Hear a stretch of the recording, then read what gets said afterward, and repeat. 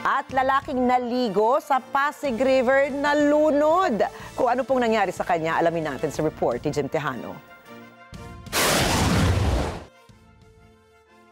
Wala ng buhay ang isang 33 anyos na kinilalang si Jonathan Paba matapos malunod sa Pasig River sa bahagi ng Binondo, Manila pasado alas 7 kagabi.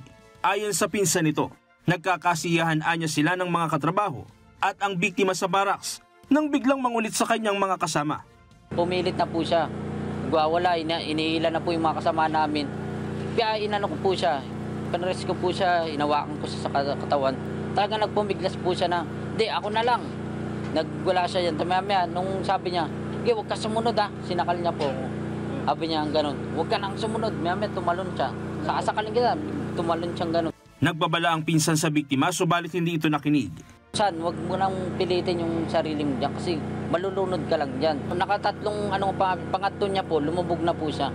Hindi na po namin na kung nalunod na siya o hindi. Doon na po na kami nagtalunan nung pangatlo niyang langoy. Hanggang doon na po sa gitna eh. Halos isang oras din bago na-retrieve ng PCG ang katawan ng biktima. Bahagyang nahirapan ng mga rescue dahil sa dilim at lalim ng tubig sa Pasig River. Ang bali meron silang dalawang diver.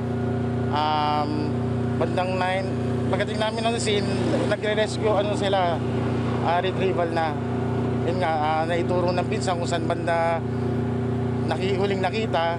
Yun ba, around nga 9:45 yung napuntahan nila, na-recover na yung body. Ang Pasig River po kasi maputik po talaga yan, kaya medyo mahirap. Tapos yung current po ng tubig malakas din po. Jim Tejano, para sa mata ng Agila, matatag, matapat. Maraming salamat sa inyong pagsubaybay sa Mata ng Agila Primetime. Para malaman ang matatag, matapang at matapat na mga balita, ay i-follow lamang at mag-subscribe sa @net25 TV.